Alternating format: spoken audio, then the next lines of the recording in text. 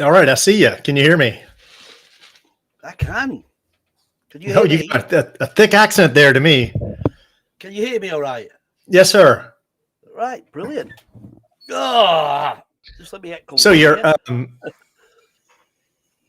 see if I can get some more. And you're a little low on the volume. I don't know. Maybe I'm a little loud, but.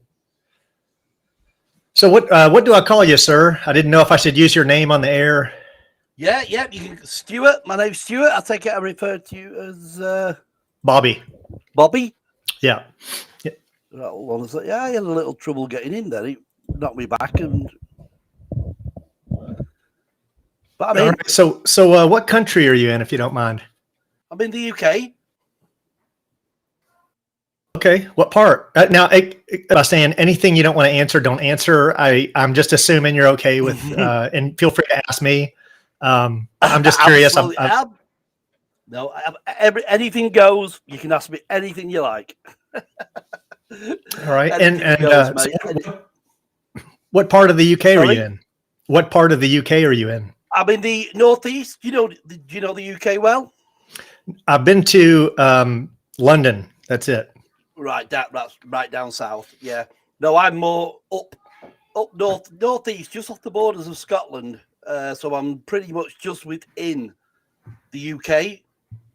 Okay. England, if you will, as opposed to Scotland. Yeah, I'm in the northeast, a place called Newcastle.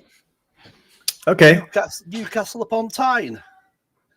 So I honestly, I'm going to bring this up now. I honestly still don't know the difference between Britain, the UK, and England. What's the difference? Can you explain that to me? Well, basically, I mean, United Kingdom is pretty much the same as you would say that the USA. But within the USA, you have what you have as states, as in Texas, Colorado, and all that lot. With the Great Britain is the 4 united states, if you will, which is Scotland, Northern Ireland, Wales, and England. So that's can you be British and not English, or can you be English and not British? Is that possible? You've got me on that one. English, British, I think they both go together, really. I don't know. I mean, you see, I don't know, because I think you would more so associate British with your language, if you will. As an English, is more the continent, if you will. If that explains it. Yeah. No, I'd heard people say, "Oh, he's British" or "She's British," and I just wasn't sure if if I'm saying, "Oh, they're English" or they're British. Are you actually going live at the moment? We are live. Sorry, I'm sorry if I didn't make that clear. We're live. I figured we just do introductions online. Live on where? Where you being live? It's on the channel, the YouTube channel, Flat Earth and Coffee.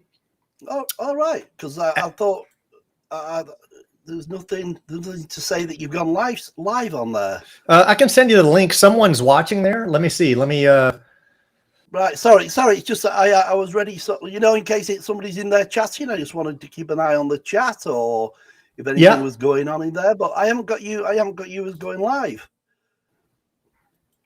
Hold on a sec. It says I'm live. Yep, it says I'm live. We've been live 4.5 minutes. So right. Let me. If you want, can you send me a link in this chat or? Yeah. Whatever. I'm not. Yeah, it shows me as live. Here we go. Crap. Let me go back. I just missed it. I've done something else. Oh, there we go. Yes. So let me send a link here.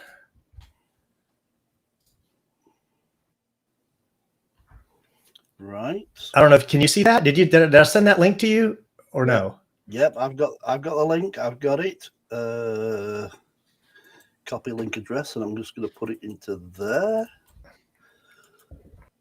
There's a slight delay, but oh yeah, well yeah, I won't have the audio on. Obviously, it's just to keep it. There we go. Yep. Right, I'm just going to mute that video on there. Right. Yes. That's it. I've got it. So sometimes we can. Excellent. I just started this as now. A little bit about myself, real quick. I've been into flat Earth since I want to say 2016. I'm pretty sure. So it could, because it was so gradual, I never even noticed it. I started trying to debunk a relative, and I didn't, I never kept the date, but one day I was like, holy crap, and I didn't even think about trying to go back. I know by 2017, I was arguing with people about it. So I'd already got into some debates, but in 2018, I did a podcast that was supposed to be about jujitsu, but every podcast turned into a flat Earth podcast. It was the only thing that I wanted to talk about. I was absolutely obsessed with it. So if you look, you'll see in my channel, which I rebranded to Flat Earth and Coffee. It used to be Jujitsu and Coffee, but I couldn't shut up about flat Earth, so I just rebranded it. Yeah. Now, you have a channel or some channels. Go ahead and share that info if you don't mind. Well, yeah. I mean, I've had a YouTube channel for quite a while, but never ever done a lot on it. I did a bit at the back end of last year, beginning of this year, and I don't know. Like you say, I was listening to one of your previous live in your channel archives, where you say like that you're trying to drum up, and there's not a lot of people usually want to come on and talk about this sort of thing and type of thing. But it's something that I've always sort of like wanted to do on my channel, as I say, is try and bring in a sort of like, if Globies want to come in and debate me or whatever, that's absolutely fine. My interest is to get out there, to get out there the amount of people, I mean, and there are a lot of people out there who are aware of the true realm that we live in. And for them to tell their story, really. But yeah, as I say, I have got the YouTube channel, which is PlaneTruth, and that's about the only thing I actually do. I have got other channels which I'm not like Rumble, and I have those channels, but I'm not up enough yet to do live streaming, if you will, unless you pay for it. But it's one of those. But yeah, it's difficult. But like I say, I have done a few live streams of my own on my YouTube channel, but it's very, very small. I think I've got about 50 odd subscribers at the moment, so it's very small. Like I say, I know it's something that you've got to do an input, you've got to keep at it, and you've got to keep at it, and again, it's got to be material that people. But I don't know, like you said, probably in one of your videos, that I think it's something that a lot of people shy away from. Yeah. Well, if you ever want to do a live cast, maybe make it a weekend thing or something like that, let me know. I'm always up for talking about it. I wouldn't mind getting 3 or 4 people in, because I think that it kind of just keeps a really good flow of conversation going. Well, I've always said like, no, but I mean, if I can sow the seed into just one individual, that's one individual that I've woken up to, and I don't know. We just need. I mean, we are obviously of the minority at the moment because the excellent, fantastic job that they've done on the educational system within the last 100 years or so. And the indoctrination we've had and the belief that we've come to believe. And I mean, it's that ego, isn't it? You're set into that belief, and you can't even think that there's so much of a conspiracy or a people conspiring against you. You think, I'm not that thick to let people do that. That's the usual attitude. But I mean, I think I'm pretty much as I don't know. Well, I mean, I have my story, and and by the way, you brought up something, which was that, you said the last 100 years or so, and great that you've caught on to that, because you'll hear them say all the time, the opposition, the leaders of that front, for 2,000 years we've known, and that's a lie. The evidence really points to, there's people who have been interviewed that 100 years ago were being taught flat Earth in school. So that's not true. But what they'll do is, since they have control of the history books, they just back it in there. They just go, oh, the new kids going to school are just told, for 2,000 years we've known, everyone's known. So of course we believe that. What was it? The I can never remember when they put the school books into the schools. I always want to say the Rothschilds, but it's not. Yeah, I think it is the Rothschilds. I mean, that's who I was under the impression he got control of our school system, the U.S. school system, and all school systems around the world. Yeah. I mean, they put the books in so cheap that just no one could compete with them. So which enabled them then to take over the education system. And you only have to go back. You only have to go back, like you say, not even probably 100 years, but you can see it back to 100 years. I mean, they were teaching flat Earth in the late 1800s. So you said your story. How did you end up in this? What happened? You were a normal guy, great educated. You believe the same thing I did. What happened to you? No, I certainly don't. I certainly would not. I wouldn't. Go on, one second. I've got a guest coming in. She's done some. She's done some. Her name's Angelica. Hey, Angelica. Angelica, I've seen some. I've seen Angelica on your archive videos. I've watched her. Hello, Angelica. Yeah. Well, hopefully another friend. So Angelica, we'll come back. I was just getting ready to let him explain his story about how he came into this. So if you don't mind, and then we'll mix it up a little bit. But let's. I want to hear how he became a flat earther. This is the part that amazes me. Yeah, it is. This is what I say. This is why I want to set up a sort of like a channel to do this. But I think pretty much my story's the same old. I think when you come down to it, because like you say, and every flat earther can say, obviously, we've been there. We've been where the Globers are. We've all been there. We've been the sort of like believers that we live on the spinny watery ball. Blah blah blah blah blah. Yeah, my story basically. I mean, like I say, you just said that I'll have to correct you on when you say you come from an educated. Certainly not. I was a rebel in school. I learned nothing in school whatsoever. So maybe is what's helped me, and this has always been my philosophy. That you do not mistake education and educated with intelligence. Because as far as I'm concerned, the more you've gone through that indoctrination system and you've learned to regurgitate what you've been taught, then the worse you are, basically. So I think that's what gone in my favour, that I haven't gone through the education system. So I think it helps in that respect that you haven't been deeply indoctrinated. So you have got an open mind to...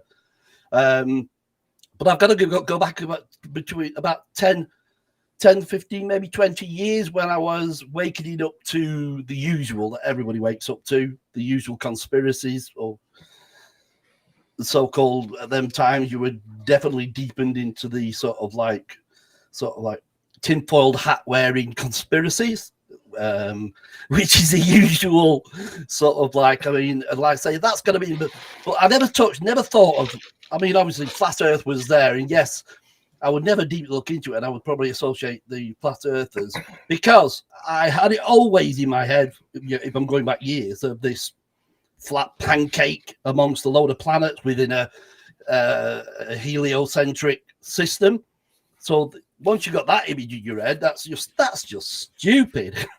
And so you never look at it again, really. You think the usual story.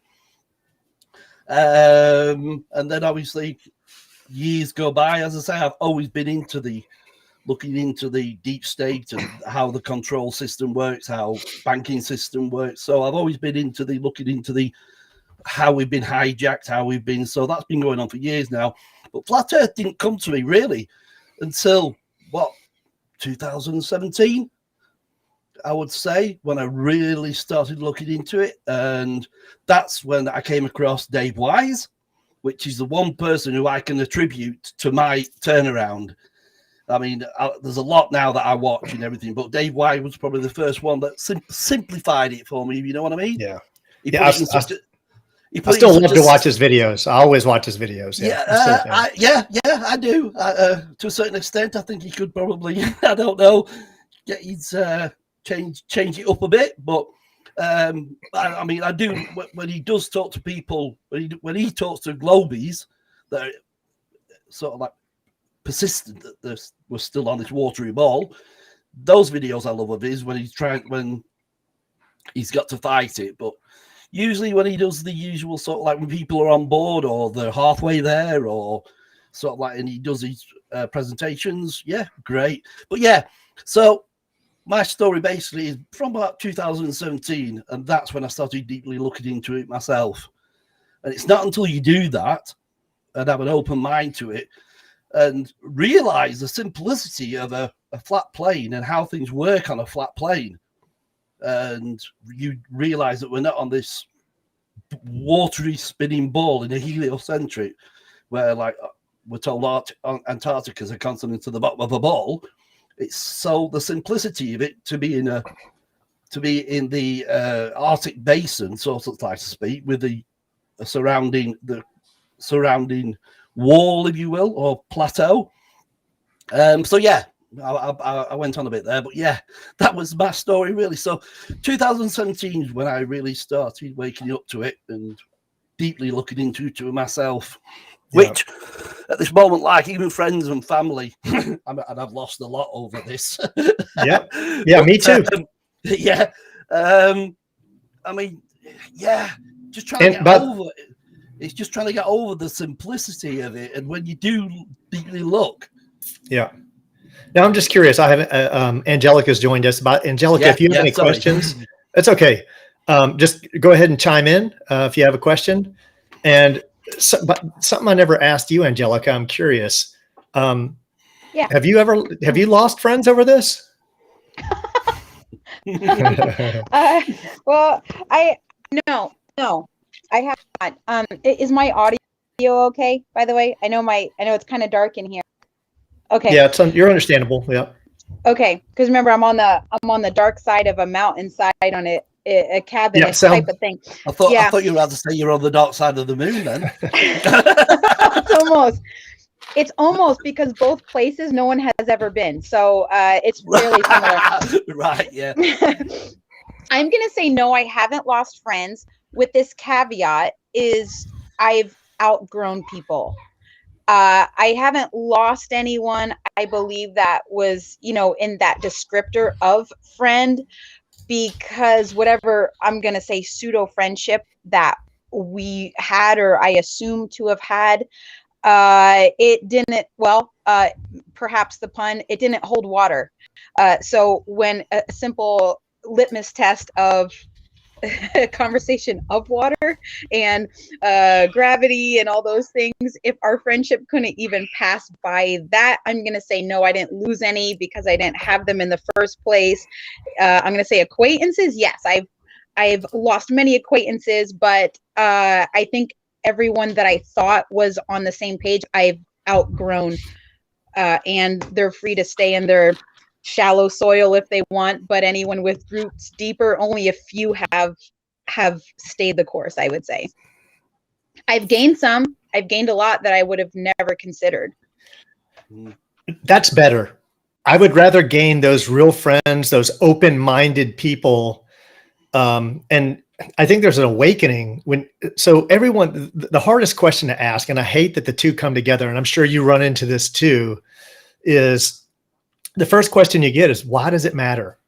And you can't wrap your head around that. That has to come second. If you try to look at that first, I have good friends who have said, will you just look at the evidence first? And he's like, why does it matter? Oh, I'm not going to waste my time. And I'm like, you just can't. I have not figured a way to pierce that yet. There's no logical methodology. Yeah. I mean, the only thing I can come up where that's concerned is the difference it's made in my life that I can explain, and I've certainly had a difference in my life ever since I'm awake to our true realm and who I am, where I am, and who my true creator is. That, for one, for me, has been certainly the why.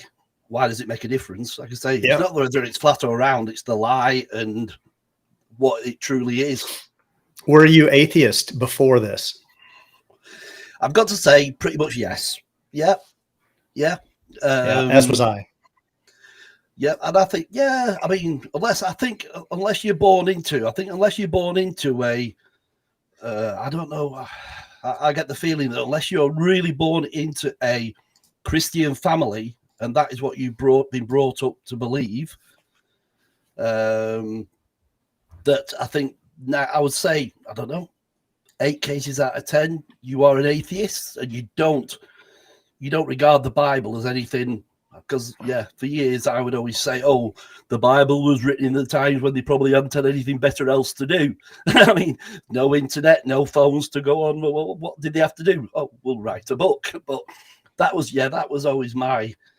I mean, and don't get me wrong, I can't come from the Bible side. Even now, I can't come from the Bible side because I don't know enough about it, basically.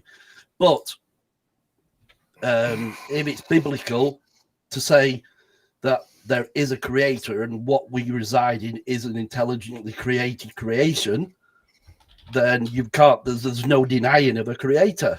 Who that creator is, as far as I'm concerned, is everybody's individual journey. So that's pretty much where I come from as far as the biblical side of it's concerned. I think if it wakes you up to the fact that there's a creator, you're on the right track. And no matter what you may or may not believe from that, whoever that creator points you to, I think you're going to be a better person because now you have some reconciliation to do with the life you're living, how you're living it. We're not we don't just turn to dust and that's it. You know, you have, and that's the problem. That's what they're hiding. That's what people don't understand. Yeah. But it's like now, I mean, I don't know, spiritually, I feel now like, not so much now because it's damn freezing out there, but of a nice summer evening or whatever, I can sit outside cross-legged on the ground barefoot, knowing I'm connecting. I'm in. I don't know. I'm just at one with this plane, and knowing that that I belong to a bigger thing. We just had someone say. Reno said he's also very religious too, and Earth being round is just about the only reason why I believe in God. Globe is intelligent design. No, globe's not intelligent design. Well, no, the Bible's by science anyway. Yeah, right. The Bible's a flat Earth book. It was written by flat earthers. If you say you're religious and you're a Christian, it was written by Hebrews, and Hebrews are flat earthers, and their depictions in the Old Bible were of a flat Earth. So. Just understand you're reading a flat Earth book. You can deny it if you believe. You say you're religious. You're denying, and you believe in a whole bunch of scientism. It's not. None of it's real. Give one proof of why you believe and what they tell you. I just think you haven't done analysis. You haven't done a careful analysis. I think part of the challenge of, I know I personally experienced this, I'm assuming many others did too, is part of the challenge is our whole life we've been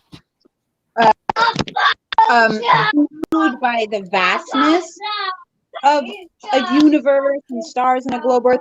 So then we feel that so then we feel like if we go back on that, then we're saying that our God is small. Because we often go the route of our large God created this large universe, this large solar system. And then if we go, wait, hold on a second, everything's close, everything's small, everything's intimate, we almost have to say, well, maybe our God isn't that big. But it's not that way at all. If you think even on the parallel comparison of 7 billion people on Earth, I don't have a relationship with all of them. I have intimate relationships with a small group of people.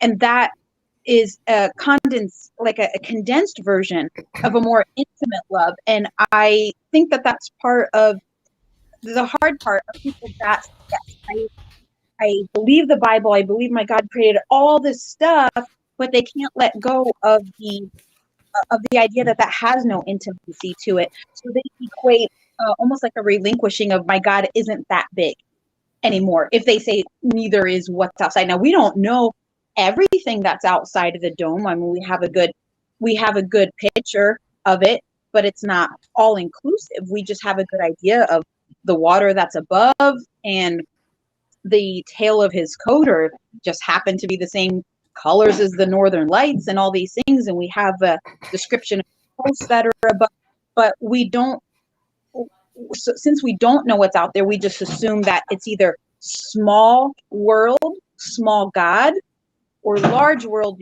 large universe. And that's not, that I believe it robs the intimacy that people equate with the creation. I have a question for either one of you that want to take this. Reno, one of the guys watching the channel, said, flat earthers came from 4chan. Flat earthers haven't proven the Bible is a book of flat earth to my satisfaction. Bible is largely silent on the shape of the earth. Either one of you want to address that? Well, personally, I mean, I can't come from like I said, I can't come from a biblical and a Bible point of view on the flat earth. So I can't really comment on that, not knowing enough. And no, I haven't read through the Bible. I mean, I've read the bits that obviously people have pointed out to me, like obviously from the very start in Genesis about the waters below and the waters below and the waters above. But no, I really can't come from that side of it because, like I say, I'm not biblically sort of orientated in that respect. Angelica, care to comment? I would answer his question with a question. How was it exactly worded? He no, hasn't been proved to his satisfaction, right? Was the wording of his. Okay, so my question would be, what would what is the level of your satisfaction? Are you looking for something intellectual, something experiential, mathematical, historical, observable, societal, recorded? Like what exactly would so this way you're not just throwing information into a machine that grinds it all up and spits it out. I would say, what would satisfy you? I'll let you know if he answers. What I would say. Sorry, go on. Go ahead. You're the special guest tonight, so whenever. No, don't say special guest, because. But no, no. I was just going to make a comment exactly on what Owl Palms. Is it Palm? If I've got the pronunciation of that one right there. Basically, putting a point there, putting faith and trust in man. That's, I mean, especially like that's all we have, isn't it? I mean, as far as I'm concerned, regardless of the Bible, like I say, I can't come from that perspective. But we have put too much trust in man. Sort of. So, let me answer this question. He brought up something. He says, Wotan, we'll come back on that. Let me answer Reno real quick. Reno said star trails basically to him prove that the Earth is a sphere. And let me just say that there are experiments like, for me, if you can show something on the micro, it should work on the macro. And if you can show something on the macro, it should work on the micro. That's the only way we can do science. For someone to say, well, star trails, that they move in opposite directions. Well, we see, great. We all agree with that. Now that's the macro. We don't have a spare solar system, assuming it is a solar system, right? I don't believe it, but we don't have another one we can work with. The only thing we have is the micro. But what happens when we test your little hypothesis on the micro? Well, we do create that. When we take a glass half dome and put it over a flat surface and we run a light over it, we simulate star trails with a piece of paper that has the stars in it in the shape of this firmament. We do see that. We do. So when you take a hemisphere of glass and you run star trails over it, I can show you that produced on the micro. So it's the only way we can test it. There is no other way. But if we're seeing it on the micro, there's no reason to believe it wouldn't happen on the macro. Okay, so there's no way you can debunk that. Unfortunately, it's the only test that can be done. None of us has a spare actual solar system, so the only thing we can do is test on the micro. So on the micro, your idea is debunked. Sorry for the long explanation, but. And Reno says there isn't a single angle from which you can look at the Earth as being flat. For me, every angle. Some people are hooked. I get it. So we have an adamant. You should look into it. every time you walk outside, you only have to walk down the street, and everything depicts that everything is at a distance through perspective. And once you work out that everything is at a distance through perspective, then that to me is imputably that it's flat. It's just a plain flat. So, I know we've all flown plenty of times, and until Bobby, you turned me on to the flat Earth world, I should say. I just assumed when I went up in a plane and I looked out the window, my eyes told me what I already assumed. Similar to, I would say, when you smell an apple pie baking and then you take a bite of that apple pie, you're assuming your taste buds are going to correlate with what your nose tells you. And how disappointing it is if you smell that amazing aroma of an apple pie wafting through the air and you put it in your mouth and it's pure salty, or it's such a disappointment because there's a disconnect between those two senses. But your nose tells you what to anticipate on your mouth. And I was taken back. I almost didn't want to believe it the first time that I went up into a plane. It was shortly after you started giving me information, and I had to shake my head at the disconnect that I had this whole time. I assumed prior to that when I went up in a plane, I was already seeing the curve of the earth. It's similar to smelling an apple pie that didn't really taste like what it was. And then when I went next time, I was like, it's flat. It is so flat. I wanted to shake the person next to me, but they were sleeping with their neck pillow. That was appropriate. But it is so flat.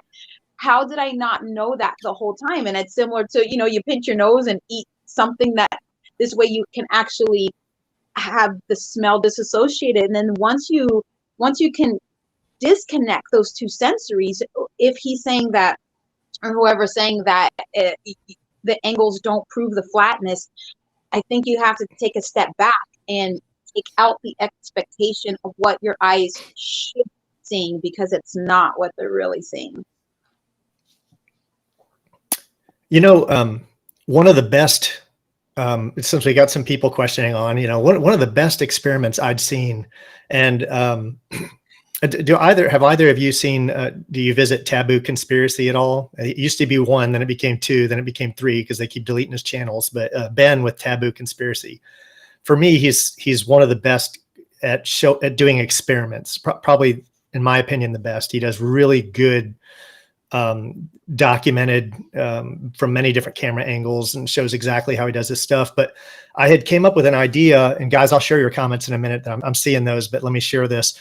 I came up with an idea, and I thought it was original. I thought, man, if you can take a mechanical gyroscope, which can't be rigged, right? Like an electronic one can be rigged to give an output. You don't know. It's just a little box with coding in it, right? I'm a coder. I could do it. A mechanical one can't lie, just like a gyroscope, and gyroscopes prove, right? They prove what they prove. But I said, if you could put one on a clock face mechanism that turns at 24 miles an hour, you can confirm the accuracy of it. You can confirm that it's accurate enough to pick up 15 degrees of drift an hour. And I contacted Ben because I didn't have a gyroscope, and I thought this guy's got lots of resources. And I said, hey man, this is a great, what we're going to do is, can you do this? Can we put a gyroscope on a clock face to prove it's accurate enough? And then let's put it on just a surface, the table or whatever, and see if it picks up any drift. And he's like, I've got that video. And he had already done it, and he shared it. And sure enough, and they did it with 2 different gyroscopes. One of them was a very expensive, high precision airplane gyroscope, and both of them, when put on a clock mechanism, which is mechanical and turns at 15 degrees an hour, an analog clock mechanism, it showed 15 degrees of drift exactly as it should. Assuming the Earth is flat, it was showing up 15 degrees of it would if the Earth were rotating, it would, who knows what it would show up, because now you've got 15 with 15. But when he took it off and just set it on his table, it showed 0 drift, and they filmed it for 24 hours. It did not move a degree. So if you got an instrument that's sensitive enough to pick up 15 degrees an hour, which is, it does exactly, and then it doesn't pick up 1 degree in 24 hours, you're busted right there. That's science right there. Now, I'd love to hear how Globers go, what are you going to say? That's good science. That is good science. Gyroscopes observe rigidity in space. That is good science. If you don't understand that, you don't have a scientific brain and you have no business in the argument. So there's one for you. Sorry. That was my answer to him. All right. That's another one, isn't it? That one there. I'm just reading these comments. Sorry. Yeah, I am as well. It's I mean, about the stars on in the southern hemisphere. I mean, I struggled with that until I saw. So I researched everything, and then when I saw multiple people bring out this little half glass, it looked like a snow globe, right? And they put this paper that was essentially acted as the firmament above it, and they turned it with a camera on the bottom. You saw those star trails. You saw you saw them separate directions, and that is observable with essentially a firmament, right, shrunken down. Fe is very easily proven. I'll give them time. I'll let them both share their comments. I'm not going to give preference. We'll answer every question we can. Fe is. Yep, agreed. Not to reflect reality, right? Well, let me look at that again. Wait, what's he saying? He's saying everyone around Antarctica sees how do you know what Antarctica sees the same stars? Everything I've seen from Antarctica was debunked. Everything I saw, the 24-hour sun at McMurdo, clearly debunked. I've seen them they don't have any 24-hour webcams out there. Send me one. They have stations, and they all shut off their cameras 12 hours a day, right? For backups, right? Because they can't show a 24-hour sun. So yeah, that's some bull crap right there. Everyone around, you don't know what Antarctica sees. I contacted every single company that travels to Antarctica and asked them if there was a time when I could go see a 24-hour sun, and none of them would say, because I said that's the trip I want to do. I saved all the emails. I actually did a video on it, and where I showed all the emails and every single company that travels to Antarctica and said, when can I go and see? And they all came back with the same thing. Well, there's a time when you can go see 24 hours of sunlight. They were very specific. I said, no, I want to see the 24-hour sun, because sunlight, we can explain that. Again, we have experiments that show that. I don't avoid any topic. I don't know what any topic you've brought up has been debunked, in my opinion. I don't have seen anything. What I haven't seen is a good evidence for the globe. All I've seen is fakery for the globe. Another, feel free to just interrupt anytime. But one of the best confirmations for me is both PBS and National Geographic have attempted to debunk flat Earth, and you can debunk their debunks, and that should never happen, right? You see their videos and they clearly faked it. And, why would you need to fake it, right? That tells you there's a problem right there. No, they don't. Reno, we already talked about this. We already told you I can prove you wrong on the micro, right? Nobody has an extra macro. We don't have an extra model that we can zoom out on. So the only way we can test your hypothesis here is on the micro. And on the micro, basically using essentially a glass firmament, right, that would represent the firmament. We do see star trails in opposite directions. If you haven't seen that, then you haven't done research. You are debunked. Okay, sorry. I did it myself. I've seen it. He's done it himself. Yeah. He got his own micro firmament and did it, and didn't see the star trails. Well, we have. So, what is the goal of the globe theorist? And by the way, so Wotan asked, does anyone here believe in hollow Earth? But then he said, kind of, trailed that with tunnels and such, underground bases. I do believe in domes. They're all over the place. The world is probably deeply interconnected. I've seen what I consider proof of that. There's certainly domes all over, and they definitely interconnect in ways that we can't travel. Yeah. But as far as like a hollow, like inside out, I don't believe in that. I don't subscribe to that. Well, that's quite easily a possibility, isn't it? I mean, scientific possibility. But I mean, where does that gets me? Hollow Earth. I mean, like you say, I don't go for a hollow Earth, but to say that we're the whatever's underneath us, if it's tunneled and connections, and then very possibly, Yeah. and whether that's where Hollow Earth comes from, I don't know. But I mean, that one just gets me when they say about seeing different stars in the southern hemisphere. I mean, all you're doing, you only have to simply just turn around on something that's directly above you, and you are seeing it in an opposite direction anyway. So if you're stood in the northern hemisphere and look up, and everything's rotating to your right, easterly, if you will, if that's yeah, and then turn around yourself, then it's coming there where it's going from your right to your left. Turn around and it's going from your left to your right, which to me is just a simple explanation as to why a star's moving in differently in the southern hemisphere as opposed to the northern hemisphere. But again, I go back to the simplicity. As far as I'm concerned, flat Earth, there's nothing technical about flat Earth.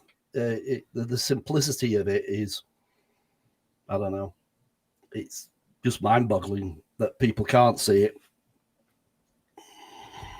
Globe makes too much sense to take. Well, I say you haven't done the research. Yeah, if you just haven't done the research, great. How does the globe make any sense? How does the globe make any? They've made it probably into some respects. They've made it too complicated, with everything that they've got to add to it, with dark matter and dark energy and all this stuff that we can't prove. Yeah. No one's ever seen it. It's got to be there for the fact that gravity exists, and yet the simplicity on density, buoyancy, and magnetism and everything, that the simplicity of that can be physically, scientifically proven to work. How can anybody believe in a so-called gravity? Like I say, that this dark matter and dark energy it has to exist, or gravity. Well, so I'm sorry, it befuddles me how people can understand that and say that's how this system's working, and yet explain to them the simplicity of density and buoyancy, and how something is heavier within its surroundings is. Yeah. One of the people, I get in the argument with people with gravity all the time, right? And the first thing I bring up is, show me the Cavendish experiment today. It can't be done. Show me a place where I can go see it. You can't. No one can do it. Never seen two objects attract. And the three body problem science. So moons, anytime you add, we can take mathematical models, we can take computers, and we can make an object. With a mathematical equation, we can make an object orbit another object. Oh, it's obeying the equation that is the Einsteinian mathematical equation. But the moment you try to add in a third body, a moon around, basically a body going around in one of the orbiting bodies, it fails instantly every time. It has never been done, and that's why they came up with dark matter and dark energy, because the moons should fly out of their orbits, and they don't. And what they say is that there's some magic force that pushes them onto their orbits. That makes no sense whatsoever. It would have to be like intelligent magic. That's not logical, right? If you have to believe in that, and then if you believe in Einsteinian gravity, you have to believe that objects shrink, right? So at speed, because that's why Einstein came up with the Lorentz equation, because when they did the interferometer experiment with Michelson and Morley, it failed to prove that the Earth was moving, right? Instead, they picked up ether drift, and then they said, well, we can explain that because my new theory is that objects shrink. And so that's what you believe, Reno, is that you believe. She had a bad connection. I'm sure she'll be back. But you have to believe that objects shrink. So the guy, Reno, what you have to believe in your model is that if the faster an object goes, the shorter it gets. That's what you believe. You believe that you just shrink. It just objects get shorter. I'm going super fast and I shrink. That's what you believe. You believe that they physically shrink. Physically. Do you understand how nuts that is? That's nuts. If you believe that, you've done, you know, that's your science. Read some more of these. There's some great conversations going on. There's wow, they're really chatty. That's super cool. Yeah. Yeah, it makes you wonder, though, doesn't it? It's very, very telling and very sort of like as to whether, like, when somebody comes into a chat like this, who's not willing to debate. I mean, I don't know. I like to challenge people. Like, I have a Facebook where I do my own some live streams, and I say, like, all you keyboard warriors, let's get from behind your keyboard, come and video live debate me. And they don't. Yes, they'll just troll behind the keyboard. They can debate you with Google, where they can look up the well thought out arguments. As soon as you have to sit down and use some logic and actually show what you know in real time, you know what? I'm a member of every flat earth group I could find. And I mean a lot, probably over 100. And some of these groups have 48,000. There used to be one with 250,000, Nathan Thompson's, before it got shut down. Right. But hundreds of thousands of people see I post to many of them, like all the largest ones. And I say, hey, come on and let's talk about it. And I have yet to have a Glober take it yet. You know, they don't want to talk about this at all. Have you not actually ever had a Glober come on video live? Not yet, and I'm entered to discuss this with anyone now, as long as they can be respectful, right? The sad thing is that all Globers are disrespectful. You know, like, where's the intelligence in that? Why? Yeah, exactly. It's no different. That's like making fun of someone's religion. It's no different. It's the same thing. How immature are you to make fun of someone's beliefs, right?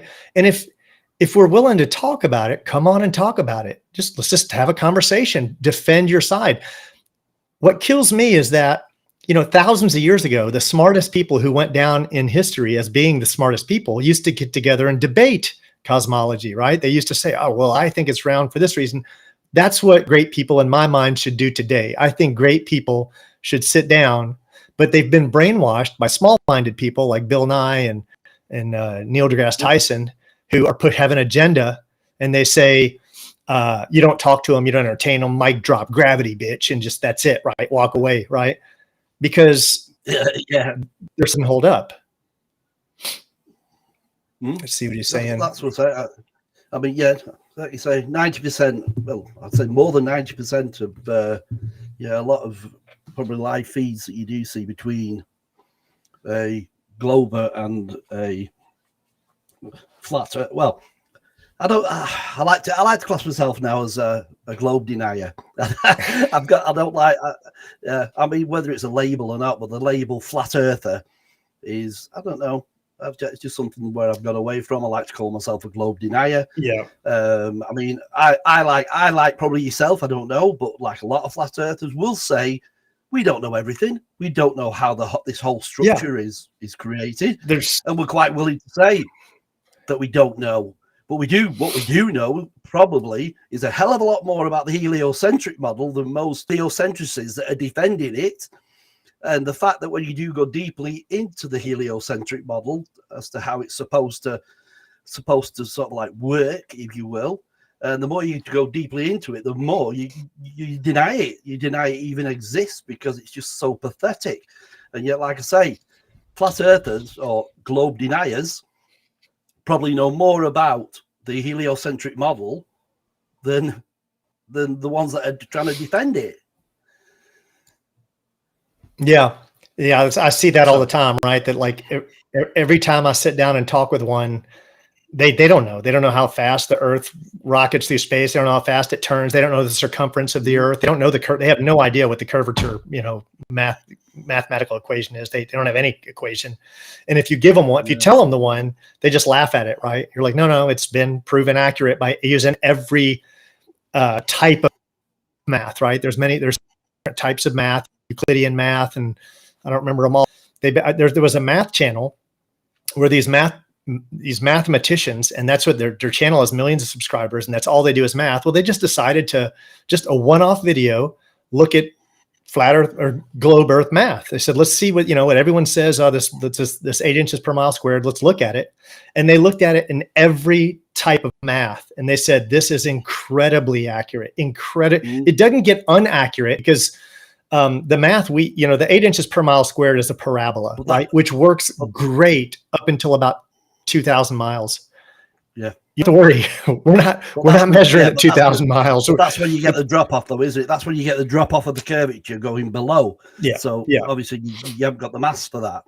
But for a quarter of the circumference, you've got the mass of 8 inches per mile squared. Yeah. Yeah.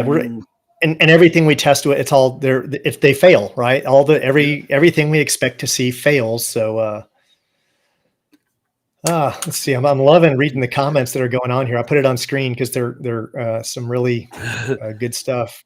It is pride. I think pride is a lot of the reason we don't look into it, right? We're so prideful, and we don't want to admit that all of our knowledge is useless, and we have to start over. It's ego. It's for a lot of people to even think that they've been deceived, even to think that my belief that I believed from kindergartens is a lie. It's unbelievable that a lot of people just cannot let that go. And then you get the other question. I mean, you mentioned about what does it matter, but then you get the other big question is, well, sort of like, why would they lie? Why the lie? That's the other big one, which is very easily, if you look deep into it, and I mean, if you look at events, as far as I'm concerned, if you look at events that are happening even now, more so now because they're pushing this agenda on so fast compared to previous years, you see the end goal. You can predict pretty much where this is all going, but that's by the by. But as far as your belief in what you've been indoctrinated to believe, the ego just stops you from.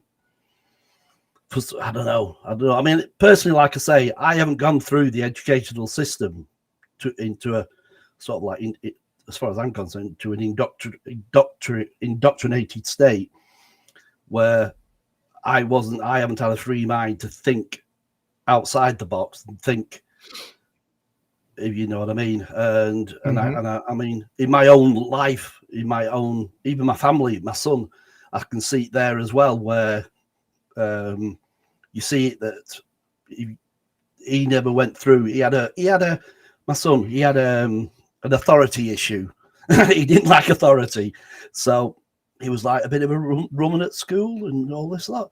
But he's worked out perfect. He's got an open mind, and yet, like I say, I mentioned to you about falling out with friends and family. I've got immediate family that are well-to-do. He's one of my nephews. He's got doctorship. He's got his own GP practice. He's a doctor. He's very well-to-do. And that comment I made to you, which took that side of the family totally away from me, when I mentioned to you before about, I'm sorry, but don't mix up education or educated with intelligence, because, like I say, once you've been educated into the doctorate system, then it's got you. Sorry, I have some friends. No, I loved hearing that explanation. That I along those same lines, I have friends who've quit communicating with me over this, and I'm not even that vocal about it. I've gotten to the point in the last, I'd say, year to year and a half, where now I don't bring it up unless someone else brings it up and wants to talk about it. I'm not ashamed of it. I will tell anyone and everyone. I put it on my Facebook. My Facebook is my speaker's corner, so I don't hide it, but I do have other enjoyments in life, and I post those things as well. I'm not only about flat Earth, but it is my passion. It's one of two. And I think it changes lives. It changed mine. I was I was an atheist, and you don't realize how much being an atheist affects you until you're not an atheist. And I gained an appreciation of life I did not have before. And I didn't realize I didn't have that appreciation. There's just, I love being alive now. I love, you don't have to live in fear. You don't have to, worry that when this life's over, there's things that now make it mysterious and amazing. I like knowing that I'm just not stardust that evolved into amoeba that turned into, I like the fact that we were created, right? And it is proof of creation. But it's like I mean, now I'll say I've been probably, I would say I've been on this globe denier train, if you will, for well, as I say, 100% outer, if you will, if you know what I mean. Probably for about the past 3 years, maybe 2-3 years, where I've been out because I've never felt confident or knowing enough to be vocal about it. But especially this last 3 years, since I've come out and open about it, 100% there, this is who I am, this is what I am type of thing, then every visit, every walk outside now, every time I go out of the house or whatever, is just so much different to me. I just feel connected, if you know what I mean. And like you say, like you mentioned there before, I have no fears. I've got not a fear of anything. And I put a lot of that down to how I've been able to just release everything, knowing who we are, where we are, and who our creator is. Yeah, and it's funny. I love the difference to what it makes, whether it's. Go on, sorry. I'm reading the comments and it says Globe has a logical explanation for everything. I honestly think that it's a paid troll because even explain gravity, right? You have the three body. Do you understand the three body? It doesn't work. You have magic in it. Is you believe objects shrink in motion, and we have experiments that prove the Earth is at rest, and we've done countless experiments that fail to show curvature. All right, so man, I don't do a little bit more research, do a bit more digging. I'll tell you, NASA is a joke. They have been busted out. NASA sent a pair of flat earthers to the moon to determine its curvature. When they got there, he's being facetious. What a load of load. He's just being facetious. That's another one, though, is it? That's another one that the Glober is. Well, show me the flat. Show me your model. Get high enough to show me your model. Yeah. Give me the resources of a government, and I will give me those resources. Right. Do that with your. I mean, to me though, I don't know, because I see our realm as being just a plateau, just a constant plateau. Now, what's beyond Antarctica? What is beyond Antarctica is all speculation, because nobody knows, apart from maybe if you believe the story of Admiral Byrd and the fact that he went out there and saw more land and all this. If you believe that story, which I'd like to think it's true. I mean, it's like, have you the Iron Republic? Have you? I assume you've read that book. No. The Iron Republic. Oh, I'm shocked there. Are you saying the I of Republic? How are you saying that? No, the iron as in metal. IR. Oh, iron. Sorry, I'm not used to that accent. That kind of Scottish. Sorry. Iron. The Scottish. Iron Republic. Yeah, I haven't. Scottish. I will look into that. I've not. I'm always down for suggestions. Always. If you read the story, there's a book out, The Iron Republic, where whether it's true or not, I like to think it is true, and I like to think that it happened that in the, I think it was in the 1600s or something or other. There's a story of mid 1800s, I think it is. I could be wrong, but apparently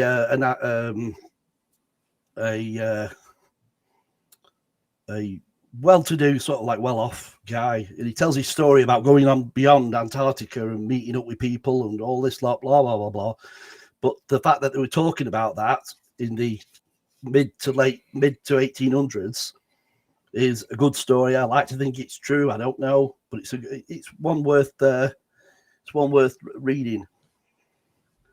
But like we say, we don't know what we don't know, because a lot of what we can only come up with is speculation, because we're not even allowed, as we all know about the Antarctic Treaty. We're not allowed. I mean, give us just all I ask for, Bobby, is give us a chance. Give us, if we can get the money together or whatever, give us the ability of airships back, because they demonized them with the Hindenburg.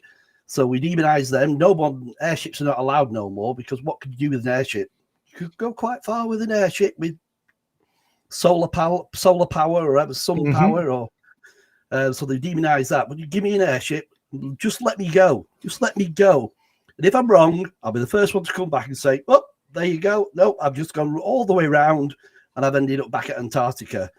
Then fine, absolutely. But just give us a chance to get out there and go. Yeah, I love how they say, oh, go find the edge, like we're allowed, right? Like we're not allowed. Don't even act like we're not. First off, give me the resources and give me the permission. Yeah, that was my argument. That was what I was saying before, that obviously we haven't been beyond Antarctica. We're not allowed to go beyond there. And as far as I'm concerned, and yes, it's all speculation, that this realm we live on is just a huge, just like they say the universe is, it's endless. But I do think we live on this possibly center of the universe, huge plateau that just goes, I mean, as high as you could possibly go, but then you would get to the stage where you would get so high that everything would just be a blur. You wouldn't be able to make anything out. It'd just be.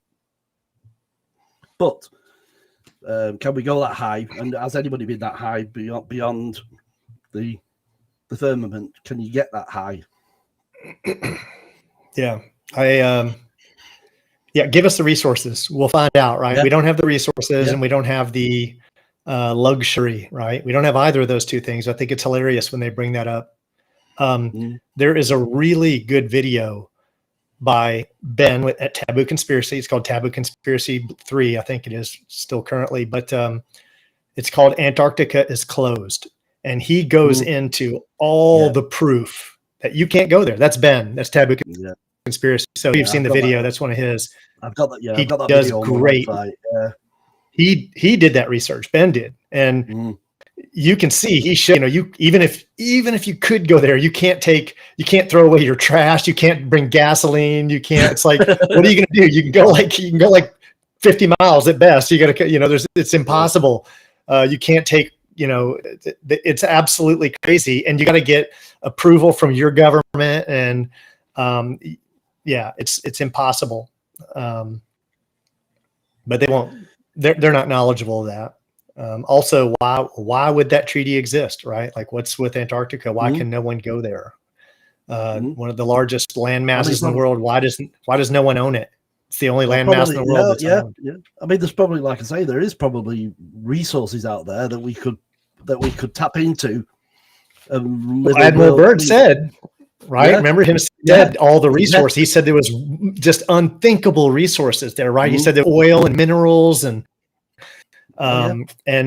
he said he foresaw, like, it being an area of great, commerce or whatever, people going there. That then sends you into the other, what a lot of people would say, conspiracy theories of the powers that be, the why and what they are hiding from us. But that again is another topic, probably slightly away from flat Earth. But if you go into the powers that be and what they're actually doing, what they're hiding from us, what they don't want us to know, I mean, as far like I say, I mean, I don't know. This world could be such a, as far as I'm concerned, this world could be such a what's the word I'm looking for? Evil? No, beautiful. A beautiful. Well, place. I mean, evil in a sense that there would be people hiding this, right? Like I'm talking about those people, that the people that would hide our true nature, that would hide those people have to be evil, right? There is this. The satanic, No, they've not got, they've not got an ounce of empathy in their body. They've got no squalms and no thingamabob on sort of like. I would do anything. I would just love to know what they're told. Like, I'd love to know what the people who sell out, like, are they so stupid that they just sell out for money, right? Like, is that it? Just like that, they don't care. Hey, by the way, you're going to burn. Like, what are they told? I'd love to know that. I would just like it. That's the only secret left for me. That's the only thing I wanted. There's nothing else. I don't care about anything else at this point. In honesty, I'd love to know what they're told. I'd love to know that. Like, what would make you turn your back on humanity, right? What would make you sell out your? I think a lot of these. I think a lot of the big influential people that have sold out, like I say, are just, well, to me, like I say, it's really hard to explain, but I think they're I don't know, like you say, money and power. Money and power is the driving force. I think they're psychopaths. I think that, and possibly, like I was watching a video the other day with Beyonce on there, and in her videos, it flashed up a thing, and she had a chalkboard, and it said Amorites. And Amorites is the biblical name for Canaanites, who are the children of Cain, meaning, and they were the killers, right? Cain killed Abel. I don't know if you follow all that, but basically, the thought process is that there are those of us on earth who are of Cain's line, and there are those on this earth who are of Abel's line, right? And Cain was the killer, and that was the line that the whole reason for the Great Flood is that God wanted to cleanse the earth of that line, but that line carried on, and they are those are the the children of the Amorites, and they are killers like their fathers were. They are of the same seed. And I think those are the psychopaths and the murderers and the killers. And I think those are the sellouts, right? That's my personal belief. That's Bobby's belief, right? That's not a, yeah. The one thing about being a flat earther is I think you learn to tell the difference between what you know and what you believe. And, I know we don't see any curve. I know that NASA videos and SpaceX videos and videos are all fake. I know that there's no proof of the globe. I know that there are plenty of proofs of flat Earth. And I know there's lots of things that I don't know. I mean, to me, as far as proof of a flat Earth, you only have to walk outside. You only have to walk outside and observe what you observe to realize that the distances that we can see just do not equate to a globe surface. That's just the simplicity of it. I mean, unbelievable. I mean, it's like my sister. She's woken up a lot ever since. I know we're on YouTube now, so we can't talk about certain things, but the crap that's been going on in the last 2 years, to me anyway, has woken up a lot of people to. It's definitely woken up a lot of people to the deceivement that's going on in the background and what's possibly coming down the line. But ever since in this last 2 years, even my sister's now sort of like, I think she's on board, but she's not an avid like myself and you that probably put it out there to wake people up type of thing to it. But she's asking questions. So I think it takes time, right? Like when it first hits you, you're in this weird length of time of disbelief. You don't want to believe it yourself because of the ramifications. Can I just interrupt one quickly, because I don't want this comment to go by. People like you, go ahead. People like you are literally fighting for their own enslavement. Why? What's enslavement about what we're talking about? In fact, it's quite the opposite, that we're fighting for our freedoms. Yes. He doesn't understand it, right? He truly has no understanding. I'm sure. I mean, that's Owl. Sorry.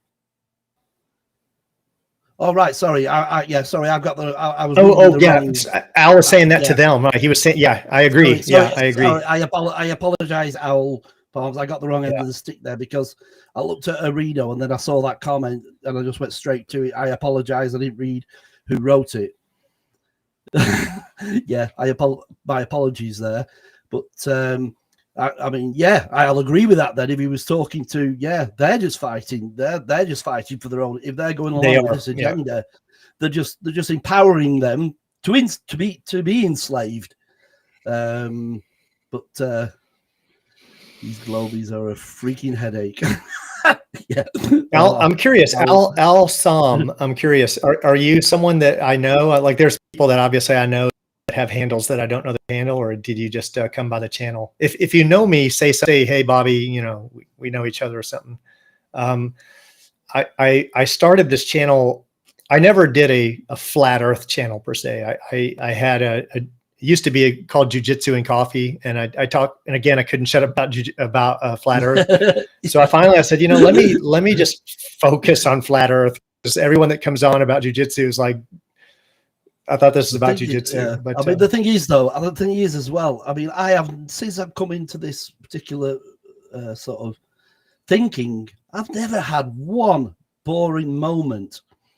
There's just always something to look into, something new to find out, and that to me is just has just brought a different total outlook on life to me. It's I don't know. It's as far as I'm concerned, we're living. I mean, I also follow at the moment. I don't know where your point of view stands on this, but I'm also very politically geopolitically minded at the moment, and I have been for years, studying geopolitical stuff and the way the world's going and everything.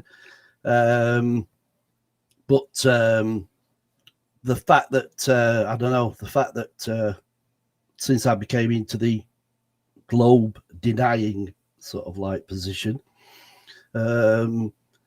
you can just look at things now. You can just look at things in the reality that they are. I mean, I just laugh now every time a nuclear weapon's mentioned. Oh, nuclear war, and yet I don't know. It's. I mean, if you're going to go through life in fear of, an asteroid hitting you, or you're going to get nuked by another country, or you're going to, I don't know, die in a virus, you know. Starvation, the food shortages, climate change. I mean, that's going to just set your psycho into a mad. Ooh, you don't really. That's part of the, you know. Yeah. Oh, yeah. Don't give it. That's their plan. Yeah. Don't get. That is their plan.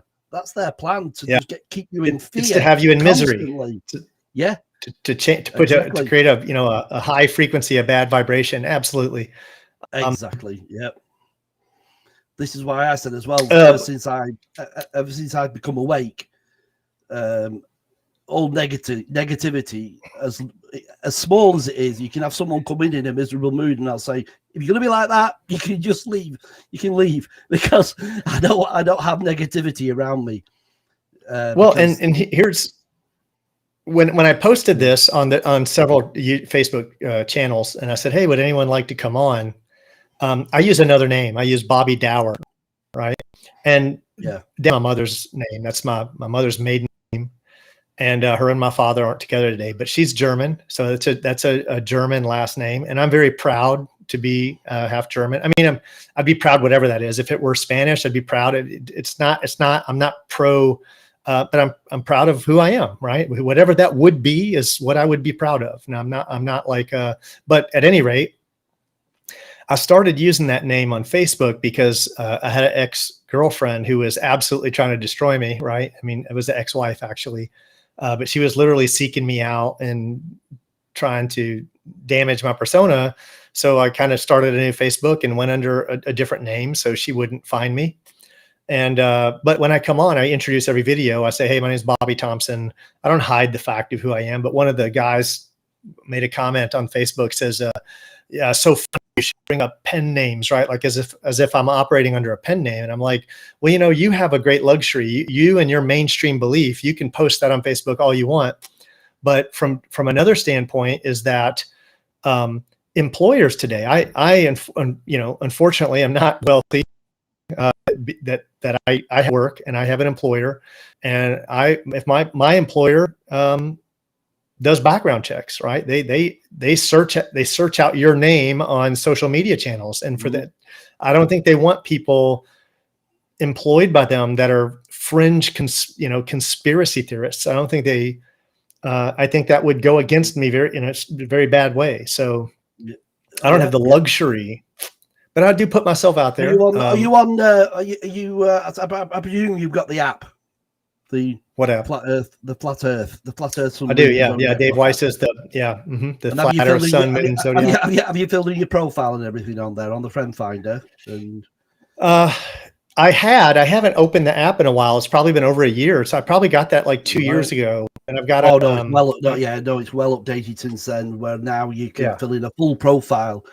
And there's even people getting jobs on there now with people who are people. I see it. Yes, there are people that are show favorite that are like, all right, we can do this both ways. Okay, I'm going to hire. You're going to fire flat earthers. I'm going to hire flat earthers. There's people that that prefer that. So, and I don't see a problem with that personally. Just hiring people with the same beliefs as you. Yeah. I mean, like you say, from sort of like the average sort of like employer, like you say, it's a stigma. It's a stigma to have an open mind. It's a stigma to be free thinking and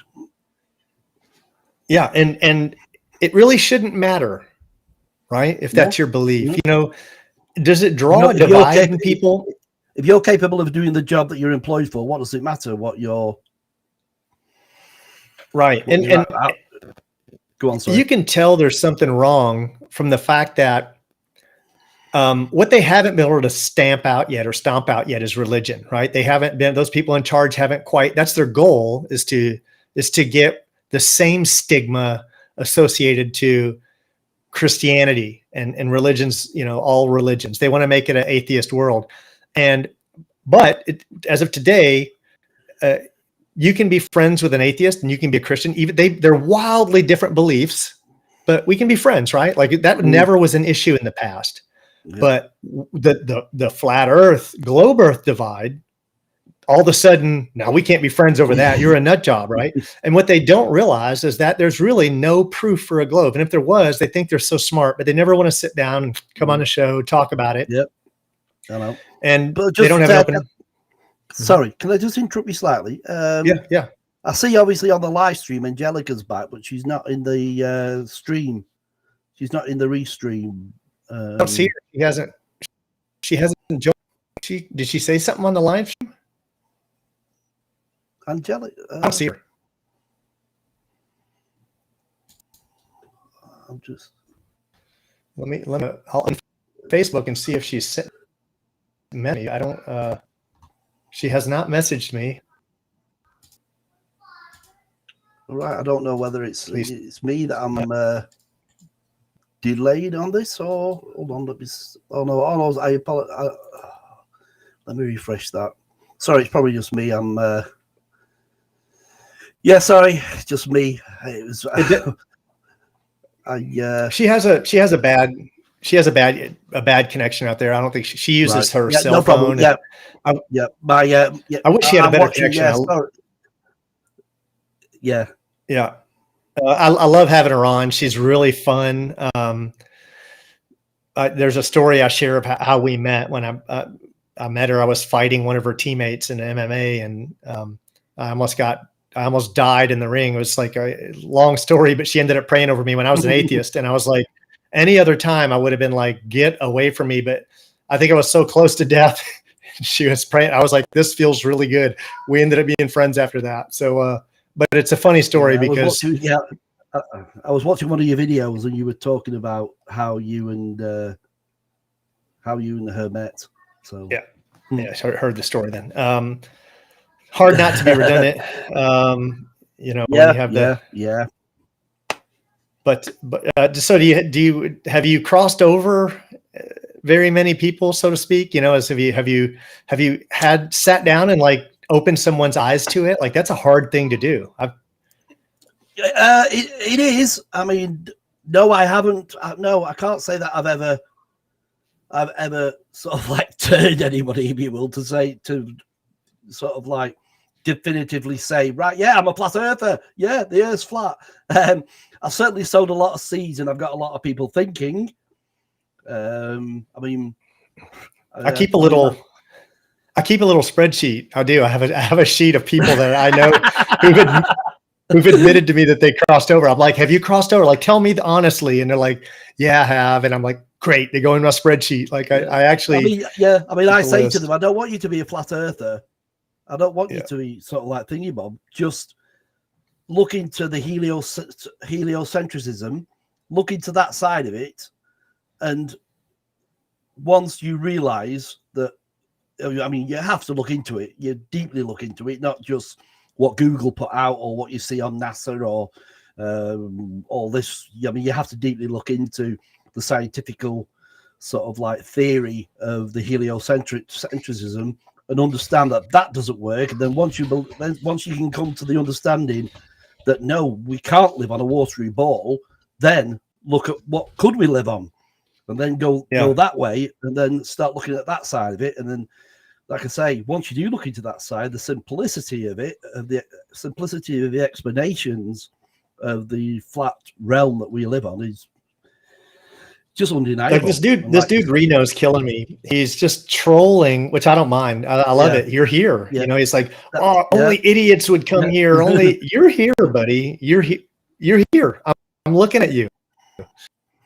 We don't care. It doesn't mean it doesn't bother any of us. You can be here. And he's very busy. He's busy. On his keyboard. No, you care. Really highlights. Let your him make cognitive. A watery ball really highlights your cognitive. That word, abilities. I mean, just a simple fact that water cannot adhere to a ball. Simple. Water is level. Well, what's better? It's called water level for a reason. Yeah, and what's better than that? A better argument. That's a good argument. That's a fine argument. But what I like more is show me on the micro. Show me anywhere a vacuum next to a pressure system. Right? Mm-hmm. Show me that. Mm-hmm. That can't exist. It can't. The moon, like what they believe in the moon, that would be like, that makes sense. Well, that's sensical, right?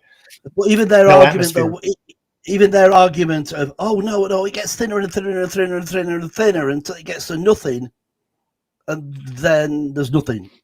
There's the vacuum of space, but it gets that thin that it's not. Yeah.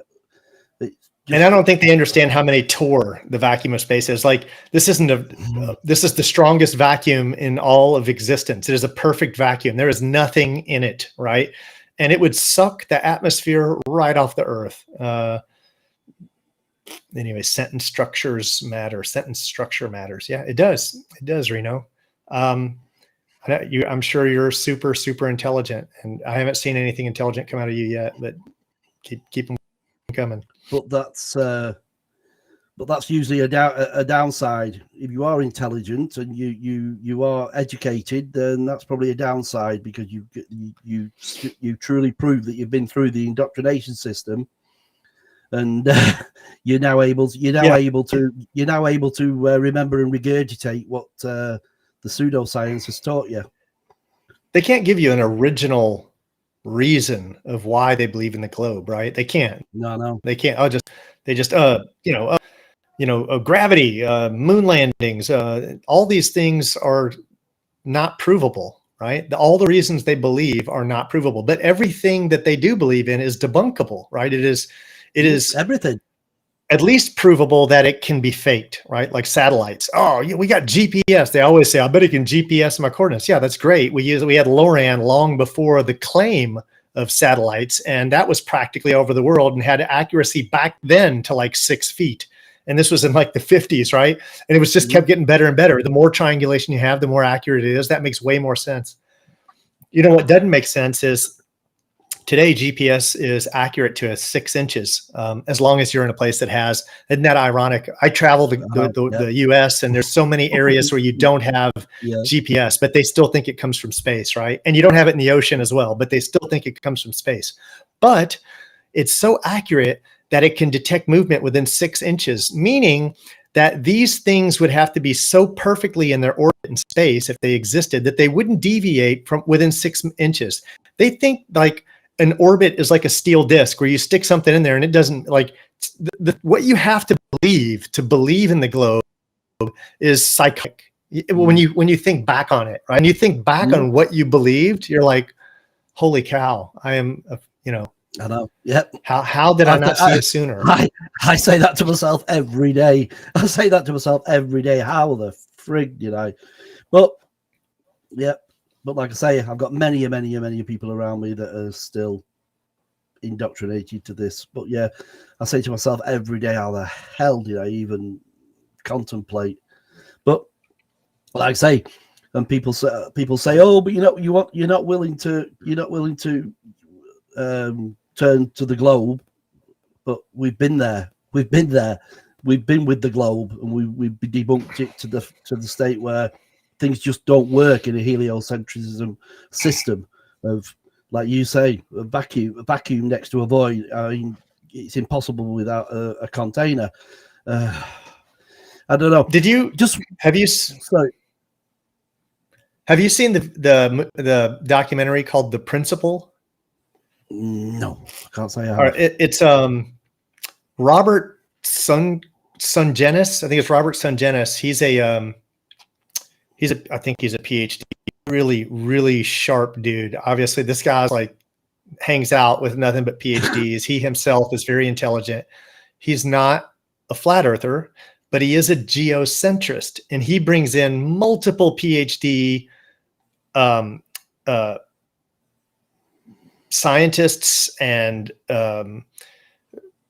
theoretical physicists, multiples, like really sharp individuals. We're talking guys that have written multiple, for journals, and they've been published, and they use science to prove that we center of everything. They call it the axis of evil, right? Like that's a scientifically accurate jargon for that. What we look at in what we think is space, when they're examining the firmament, they see us as being the center of a flat space, right? Like, and it's called, and they talk about this with great scientific accuracy and jargon, and very accredited people.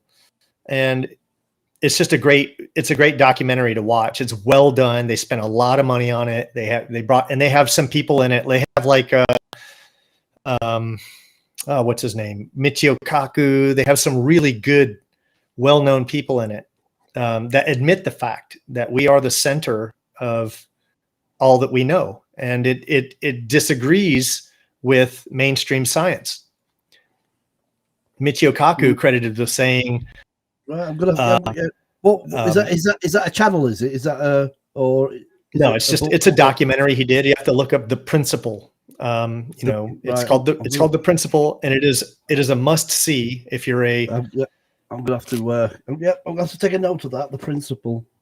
Yeah, it's a must see, and I'm like, it's right up there with a funny thing happened on the way to the moon, or astronauts come wild, but it's more. Yeah. It's more. I don't want to say more credible. It's made by, people will doubt the authenticity of those things, right? Even though none of those astronauts will swear on the Bible, not even for $5,000 to their favorite charity, right? Forget that fact.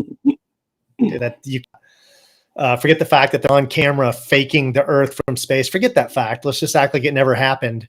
They'll somehow in their head not give that authenticity. They'll not grant it authenticity. But there's no doubting the authenticity of The Principle. These are authentic, accredited scientists and PhDs and astrophysicists and theoretical physicists, and these guys are sharp, and they are more intelligent than the average person. It's well evident when they speak. Are you familiar with a guy named relatively new on the scene? Goes by Wits It Gets It. Have you seen any of his stuff? Yeah. Saw him debating some PhDs. I follow him. Yeah, he's debated on a few PhDs. Yeah, who's that latest guy? Because I know you're talking about the skinny guy, the skinny guy that he's debating. Yeah. Do you follow? He's a PhD professor. Yeah. Do you follow Jeranism as well? Do you follow Jeranism? Oh yeah, dude, that guy is hilarious. He is just. He's brilliant. Let me tell you, he gave up on flat Earth. I know he never will, but if he did, I'd follow him anyway. He's just talking. He's hilarious. The guy's funny. I can just listen to him talk. So it's like one of his latest videos was breaking the video down of what's it gets it, and him, that skinny guy. I've forgotten his name now. I saw that video. I know the video. They did it in slow motion and they sat and talked about. I watched that. It was great. Because that guy was an idiot. The guy's like, what did he say? Japanese space agency doesn't get their video from NOAA. It's right here. All you got to do is read the documentation. He goes down and read, and it says Japanese space agency gets their, or Japanese meteorological agency (JMA) gets their information from NOAA. It's like right there, and he denies it. It's like he's reading the document and literally denies what it says. Denies that's where it's come from. Yeah. And this is a PhD, right? And this is basically every argument he had. He was wrong on every argument. And this is the people that they listen to and go, yeah, you go, get them, right? The Globies. They don't even look to see. I mean, it's what there's no, I don't know. I haven't seen one decent globe believer or heliocentricist debate a decent flat earther live. Well, there was one, and it was sad. It was frustrating. You're not talking about Professor Dave, are you? And Dave Weiss, it was on the Sean what's the name show? Yeah, that Sean guy. He's gone well. He's gone well. Here's the thing: it's dangerous going against someone like Dave. Dave has his stuff written for him by this, and he admits it. He's not a professor, and he admits to having his stuff written by probably the best minds out there. He's the one that's been chosen to be the defender, and he's given great arguments. And if you're not careful, you can get sucked into an argument with him that's not winnable. It's a straw man argument, and sometimes they don't see it coming. Who I'd love to see is, I'd like to see him a live debate in person where he's not being fed information on a screen, right? I'd like to see him take him and his best dude, Neil deGrasse Tyson or whoever, and let them go up against Nathan Oakley and Austin Whitsitt, and then they'd get crushed, right? They'd absolutely get crushed. But I've watched Professor Dave debate Kent Hovind. I've watched him debate many people, and his arguments are they're all straw man arguments, every single one of them. If you look at all his debunking of flat Earth, they're all straw man arguments. It's Eratosthenes, star trails, and all. It's the same argument that they always do. There's nothing original from him. Yeah, but like I say, I mean, 60-70% is just like you say, straw manning and insults. It's not a debate to be babbling on now, but one thing can I bring up that's always still to this day sort of gets me thinking about it. Now you can probably put me in a picture with this one. I mean, we all know about flight patterns. We all know about flight routes. The fact that crossing over any southern flights to a southern flight crosses over the equator. We know about northern flights to a northern flight never does cross the equator. Obviously, on a flat surface, it wouldn't. But how do we get away, or how does the Globies get away with, if you look on a globe, the layout of a globe, that the far eastern end of Russia supposedly peaks up to near enough the coastline of Alaska, the top of Canada. So wouldn't that flight time be immensely quick going easterly? If you can go around that ball and go easterly, so how's it explained that it takes, how many hours is it to fly from Russia to the United States? Oh, it took me a lot. I flew to, I've flown to Russia. I flew to Moscow, and then from Moscow to how How long was the Oh, flight this is time? 2004. I just know it was a day at least. It was at least 24 hours. I mean, there was stops, but it was. So how can that be explained? If it's a ball, you could just jump from Russia and nip round. Because if you look at the globe and the globe layout, it's pretty much touching. I mean, as far as I see it, the ocean or the waters, I'm not quite sure what are they between Russia and Alaska there. I don't know. But yeah, the flight time will be minuscule compared to what it does take. So that's always baffled me. It's always baffled me that flight paths definitely prove a spherical Earth, right? You got all these flights that don't happen in the southern hemisphere. They've only got a handful of flights that have even claimed to do a north-south circumnavigation, and all those have been proven. If you look at the coordinates, which you can look up on a flight tracker or whatnot, they're all proven to be touch and goes. They don't go straight. Instead, they bounce along the rim and come back up. You got Pan Am 50, you got Qantas. I think it's called like DF14 or something like that. I think Qantas has got the supposable sort of like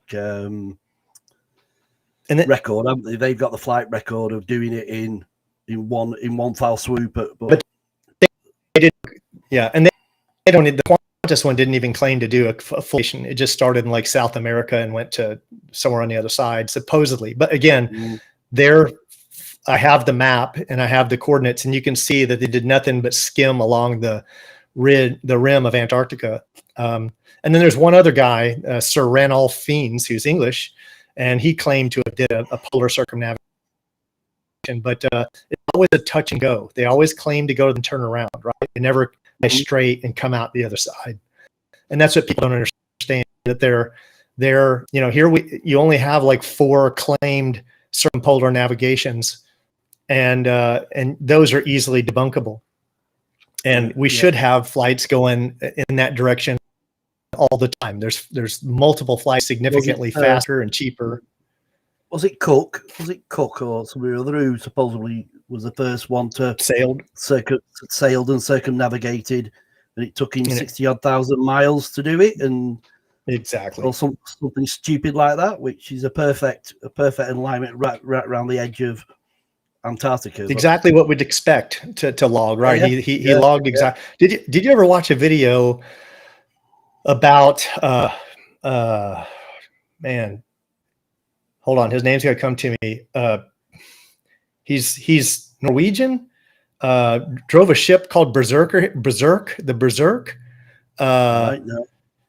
He basically, the government wouldn't give him permission, like anyone, they wouldn't give him permission to go to Antarctica. So he just didn't ask and got a sailboat and tried to sail there. And ironically, I don't know if ironically is the right word, but because of the way it turned out, his crew. So apparently they made it to land, and not at like under America, but at the top side. They went that route, right? They made it to land, and the people died. They like, he made it to land. They stayed aboard, and when he came back, it had sunk, and they died. And these weren't. Yeah, his name is what is his name? Jarle Andhoy. His name is Jarle Andhoy, Jarle Andhoy. Jarle Andhoy. Another one I'm going to have to look into. Well, and he became kind of. Go on, sorry. This guy was a nut job, not a nut job. He was actually a smart guy, and he was just a free spirit. This guy took a 17-foot dinghy and sailed it around the world. He actually sailed it down the coast of South America and went from South America to Antarctica without permission, right? Because it's 17 foot. No one's going to see this on the water. Like, no. He filmed it, and there is no doubts it's real. You can look this up on YouTube. Jarle Andhoy.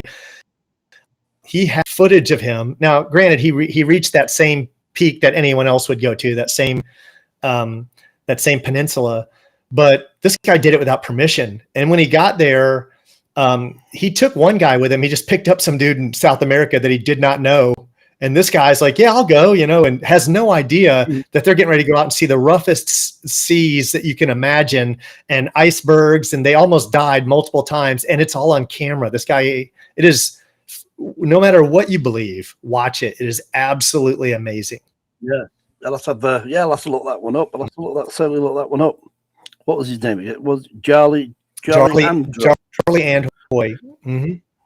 Andhoy, Andhoy.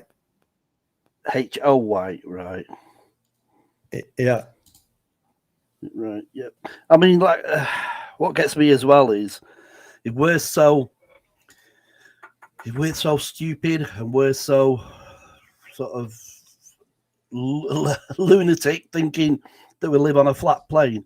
There are so many. I mean, if somebody wants to put this to bed, the official people, who have got the money, who have got the resources, if they wanted to put this to bed, what gets me is it could be done so easily.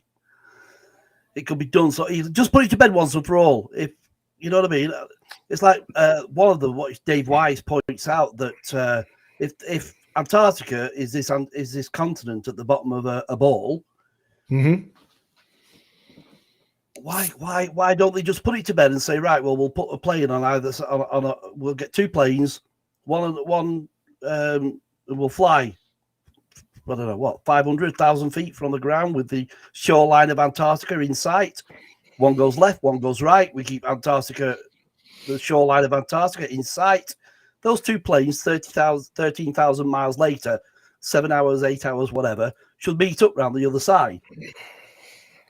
That is something that could simply, easily be done with the people, the powers that the people who are trying to indoctrinate us with this load of rubbish and who've got the facilities and the money and the capabilities of doing something like that. Why don't they just put it to bed and do that? There's easier ways to put it to bed, even easier ways. All you have to do is go out into space and suit up, right? And then go to the airlock and go out into space and turn around and show the spaceship, show that you're going from, because they can't do that. They film in a pool, right? Yeah. So they can't go from air into the pool. It can't be done. You can't do that spacewalk view that they do where they're in water and they're out there working on, you can't go from air and through the spacewalk and do that. So if they did that, and of course they can't, we know they can't, you and I both know that they can't. So it'll never happen, right? Another one is what I'd love to see, which they're quite capable of doing, is they've got all these so-called sort of like Hubbles out there with video photography or whatever. I'd love to see them launch something with a camera on, pointed at Earth as they go, so you can go forward with a camera on the back. And I don't know, fire off from absolutely anywhere and go. All you have to do is just go within the Earth's atmosphere, within the whatever, and just point it at the Earth all the time. Go around the globe, show me people upside down. Yeah, I'd love to see it. I'd love to see people upside down, and then go down under the globe, and then maybe go back in again, and then you can gradually see the people upside. These things baffle me, but they won't do it. Yeah, there's so many ways that they could do it. There's no footage of the building of the ISS, right? That just showed up. What's funnier is if you ever get a chance, look up some of the old Skylab stuff, right? Like a lot of people don't realize that we had a whole other space station before the ISS, and it was called Skylab, and they've got some hilarious video on that. They got this guy weightlifting. He's weightlifting on the Skylab. He's got like 500 pounds and he goes to lift it and he just floats off the bench. He just keeps floating. It's it's the funniest thing. If you've never seen it, let me share this. You never saw that? No. Let me share this. This is absolutely hilarious. 1 second.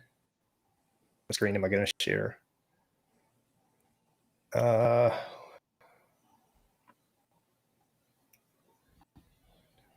Oh no, an entire screen. Here, we'll share this one. Let me know if you can see my screen. I'll look here. Is it being shared? It is now, yes. There, and we can see. It's called. Let's see.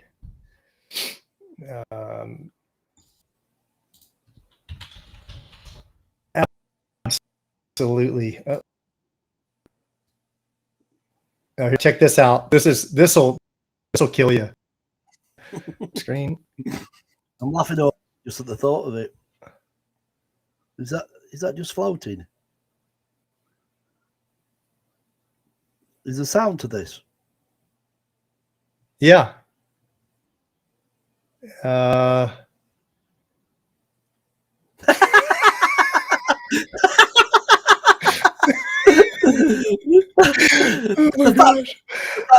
fact I don't know why. The fact that it stayed there at waist height, and yet when Yeah. it got it so far up, it came back the way and him up. Yeah. I don't know why the sound from the video. The sound from the video is hilarious. It is great. Let me play that one more time. Are you sharing audio as well, though? Have you clicked to share audio? I don't know why it's not. Yeah, no, there's no audio to it.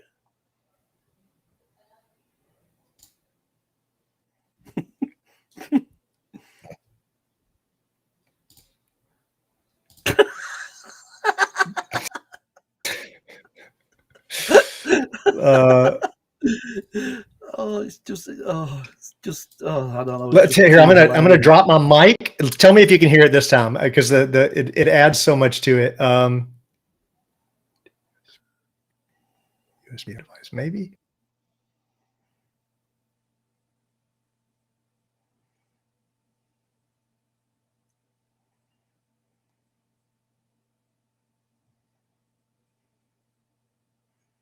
I don't know why. It didn't stereo. So before you start sharing, I think if you click, there is a box, isn't there, to click to share audio. Once you start sharing. Oh yeah, you're right. Here, let me share it again. Let me do box to share because this is really. Yeah. There was a checkbox there.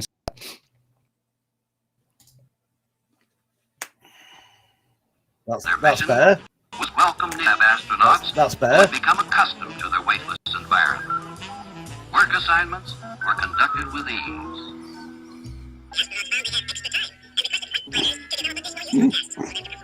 ease. Look at it shaking like balloons, right? It's like bouncing like this on the side. It's like this is 1,000 pounds, right? There's 500 pounds on each side, and it just sits there and shakes like that, and it just. Because that's obviously what you want to fly up to a Skylab, right? If you're paying like $1 million a pound for a load, you want to send up 2 500-pound iron weights. That's exactly what I would do, right? That's what, let's send up some 500-pound weights. I've seen them talk about what it costs to get things to the ISS, but yeah, let's send up a big circular iron weights at 500 pounds each. Once you stop sharing, I can hear my audio. There's more. Yeah, it's great. They've got some absolutely some great stuff. But yeah, definitely watch The Principle. That's a really good one. Yeah, if you haven't seen that. Yep. No, I will be.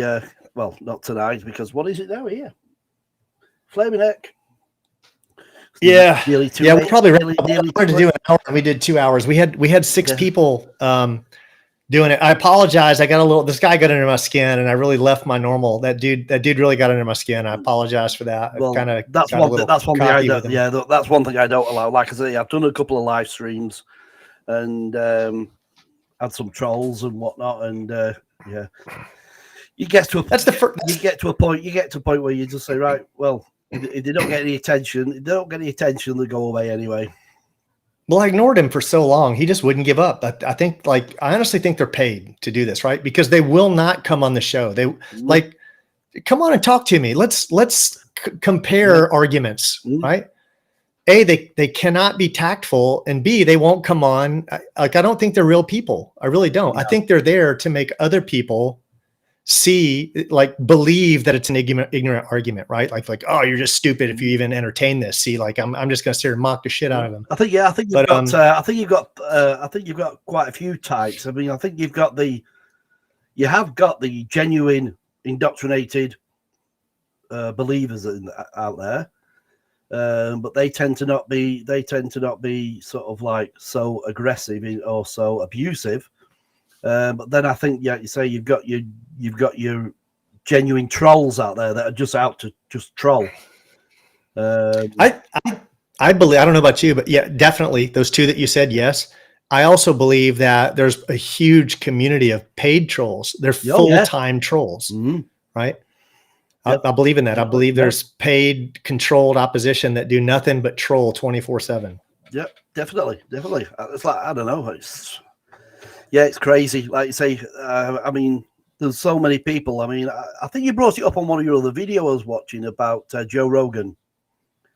I mean, I used to avidly watch him, and just like you said in your video, this last couple of years, where I think, especially like you say, when he's just seems to have gone whoosh, his subscriptions went just whopping, and which I assume was algorithms, but not so much that, just YouTube. Well, yeah, what I mean is that's a reward, right? Yeah. Like he was bought, and then he's pumped, right? Yeah. Like that's what I meant when I say algorithms, right? Like he sold out. Like you say, at one time he was quite open-minded, having a genuine discussion and everything, and now, but he went from dead. I mean, there's people like him that are they're up there, they're well known, and they're probably, whether he is aware, consciously aware of, because with stuff that he's done in the past, he's shown that he has got an open mind. But that's just a perfect example, for me anyway. Joe Rogan's a perfect example of what money, wealth, and power, and sort of like a sort of stature does for you, will do to you. And if you can get the likes of Joe Rogan, who's, like I say, quite massive out there, to go on the dark side, then there's no hope for a lot of people who a bit of cash. They'll say what they'll do. Yeah. I think that's the majority of what we deal with. Did you, out of curiosity, did you ever see The Awakening of Owen Benjamin? No. Did you? So. No. Owen Benjamin was one of his friends who used to come on his podcast. He was kind of made it. Kenny. He's a friend who gives me shit constantly. Sorry, I've just looked at the comment there, and it's just amusing. Funny guy. I'd love an explanation as to why the Earth is shaped like a banana.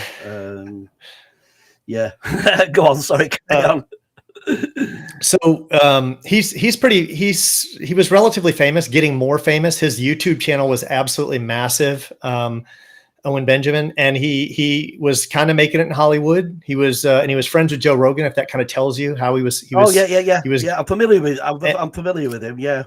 And he was ripping on flat earthers, man. He was like, "You all got to be the dumb." And he was sitting there going on and on, but he would argue with them on his podcast. They would come on. He was like, he's like thermodynamics, and he was talking about, very intelligent. He was very well educated, and he knew that, right? He knew he was well educated, but he also had an open mind. And as he was having these arguments, and he started doing a little bit of introspection and closer. Research, he flipped, right? And you saw that in real time. You saw him start questioning it in real time. And that's why he is such a great case to watch, is because you see him going out there, very well defending the globe, because he's obviously very well educated. And you saw someone who is very intelligent. And you can tell that about him. The guy obviously has, he's a very well-spoken and very talented person, playing piano and whatnot. And then all of a sudden he just flipped, watched a few episodes. That was a great thing to watch. Yeah. I mean, I think I even remember that flip moment. No, he's like, I can't be. I'm not. No way. No, I'm not a flat earther. I'm not. It was great. I wish everyone could see that and watch this guy in real time. And that's what he kind of went down as. Right now, he's like the only evidence that we have of someone going from a complete anti-flat earther to an absolute flat earther in real time. Because the thing is, on both sides, he's genuine. He was genuine about his, like you say, is what he's, again, is it the indoctrination system that he believed in? He was genuine about it. It was heartfelt when I first started watching him about the globe and everything. And the fact that, like I say, I saw that turning moment, and the fact now that it's heartfelt of what he's investigating and what he now can see. And like you say, he's an inspiration to somebody that's flipped. So this guy, Owen, had a big enough following that he made a good living off of YouTube. His YouTube, because, you know, he had some fame in Hollywood, but he moved away from Hollywood and he was enjoying the country life with his wife and dog. And he had a YouTube following that was, he made a decent living off on it. I want to say he had, I don't remember if it was 250 or 500,000 followers. The guy had a big channel, enough that you'd making good revenue from it. As soon as he went flat earth, they killed his channel. He was too big. Yeah. That was too big of a following. You can't have, they pulled him. So I just think that's, there's so many signs if you're looking for the signs, right? Like that's one. There's still a lot of his good videos of his out there though. Like I say, if you I think Jeranism's probably the largest channel right now. I don't know what he's at. Yeah, because I think because what's name's not doing a lot now, is he? Dubay. He's not. I mean, him to me, I think. I mean, to me, in my own eyes now, from what I'm looking in the past, he was the original for me. He was. He was the original who was out there, the first out there flat earther. And to me, I still think he's got it in his head that he is the flat earth man. And to a certain degree, I think that he may have sort of like maybe resenting the popularity now, and the sort of like that it's going, the popularity is going away from him more now and going. Well, I mean, if you talk to a lot of people now in the flat earth community, mention me, your most popular person that you know within the flat earth community that you have watched or seen.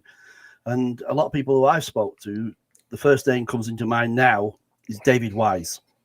Yeah, because David Weiss goes on. Well, now at the moment, now he's after podcast, right? He's the most, as he says in his own words, he's the most outspoken, right? But I think Eric Dubay was, you know, arguably the first, or certainly the first well-known to start pushing it on the internet. You know, those people obviously before him, he quotes book after book after book. There's been proponents all throughout history, but yeah, he definitely popularized it on the internet, but he brought it mainstream. But it's just that David and Jaron have the right personality to be successful at this, right? It's that comedic, the comedic side that they bring to it as well. Yeah, and I agree. Yeah, they both work well together. It's some of the layers. Did you, by any chance, did you watch the live launch with them? Did you watch that by any chance?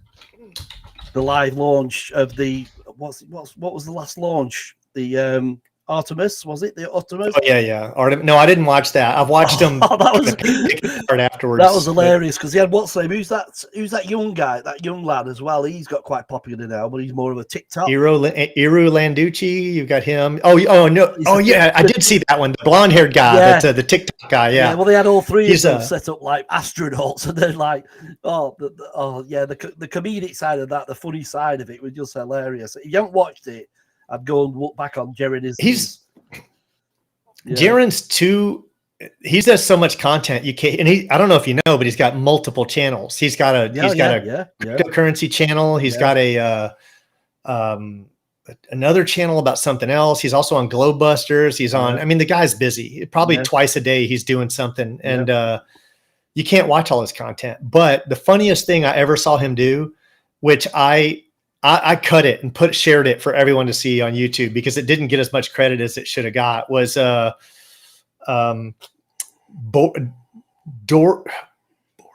Boris and Bertha.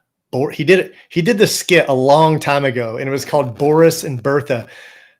I think it was Boris and Bertha. Yeah. So it was the Russian space agency, and they're out on they're doing a spacewalk, right? And it's like a 1 hour long spacewalk, but if you watch it, people didn't realize that they weren't doing anything at all. Nothing. They were just walking around, right? And Jaron obviously noticed it. He's picking apart video after video. So he decides to dub it over with some hilarious Russian husband and wife voices. And they're like, hand me that stick.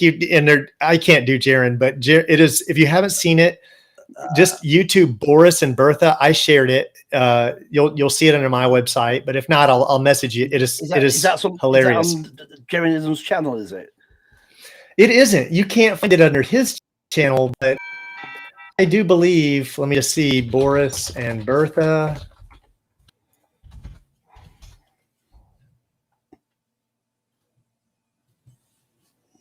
Oh, so he did share it. So I had shared it before, and apparently mine's gone. Interesting, I didn't know that. But apparently other people have saved it around the world. Like now, it used to be I was the only one that had it. I didn't realize that. I don't even know where mine's at, but it is on his channel now. Under then I'll share it right here. It's long. My God, for me, it's one of the funniest things he's ever done. But definitely, we closed out 2 hours, and again, let me apologize. That guy got under my skin, and Jiu-Jitsu is fake. Do you know that? I kind of lost my cool. Jiu-Jitsu is fake. What's that? Jiu-Jitsu is fake. Yeah, that's my buddy Kenny messing with me from the Philippines, coming all the way at us from the Philippines. Oh, is that? I met that guy in the Philippines. He's in the Philippines. Yeah, I met him. I met him over there, and now he spends a lot of time over there. But we were living over there for a little bit. All right, so I presume that's a personal jest, sort of like. Yeah. Him and I used to run around Asia together. Right. But like you say, yes. We've closed on over 2 hours now, which is quite remarkable. Doesn't time fly when you? It does, and you know, this one I want to say that was the first time I had to deal with a troll in a live cast, and I probably won't give anyone an audience from now on. From now on, if there's a troll, I'm just gonna ban him. I'm not gonna, because he poked until he got under my skin, and I lost my cool on that. But I'm gonna do better next time. That was. You don't let them get to you like that. I mean, like you say, but a lot of the time, as far as trolls are concerned, I find that don't give them the airtime, don't give them the attention, and they tend to go away. But it's one of them, like you say, sometimes some of the things they say inevitably gets under your skin, and you think, I'm going to respond, but there you go. But anyway, mate, I've doubly enjoyed this, and I hope to do it again. Yeah, well, look, if you get time and you want to do it again, reach out to me. We're friends on Facebook, I believe now. Yeah. Let's we can do more. I mean, you're on the other side of the world. I think that's a great, cool little thing. Maybe you can keep me. Not quite on the other side. I'm across the pond. But I'm not quite sure. For sure. I'm not quite on the other side, but we can get Angelica in. She is always down to join, so the three of us can get some little banter going, and maybe we can bring in some people. Yeah, it's a pity she wasn't able to stay longer tonight, because interesting. Yeah. She's got quite a very intelligent outlook. With what I shared it with her I was like on a chance. I was just like, hey, I want to share something with you. If you're not into it, that's cool. She is super open-minded. It just that she didn't need any. She just looked at it and she's like, hey, do you have more on that? I'm really curious. That was really interesting. As easy as that. Some more. Yeah. Well, some people can be, some people can be that open-minded, can't they? That give them the info, give them a few doors to walk through, and they'll walk through. But it's so naive to say you're unintelligent, right? That's a what's the word for that? That's not true at all, right? Some of the sharp all these people are as sharp as anyone out there, and I've got to be the first one to admit I've never had an education, so I wouldn't class myself as educated in any way, slightest shape or form. What I do probably, like I say, but you nailed it earlier, is that education has nothing to do with intelligence. It probably hurts you because the deeper they've explained their magic, right? Yeah. The harder it is going to be for you to break. Oh yeah. I was arguing on my Facebook with a doctor, right? This is a guy got his medical doctor, right? He was just like, you're ignorant. And he was going on and on. And I'm just, I was trying to debate with him, but he got so mad, he just blocked me. I was like, right. I don't know. I do it. But like I say, no, this has been sound, mate. But what are you there now? What are you at about? It's 9 p.m. here. Yeah. 9 p.m. Yeah. Like I say, it's 2:07 here out at the moment in the morning. Yeah. Let's do it again. Yeah. We'll definitely have to do another one. We'll have to do it again. And let's if it, like you say, we'll stay in touch on Facebook. Let me know when you have time. Angelica's always down. Thank you, Stewart. Again, your small YouTube channel is at PlaneTruth on YouTube. Yep. And who knows? Maybe our banter will kick up a little dust, and we'll see what happens. So yep. I can say if we could just sow that one seed, it's something. But it's anyway, worth it. Yep, mate. It's been a pleasure. Have a good night. And you, mate. All right. Talk to you soon. See you later, all right. mate. See you. See you.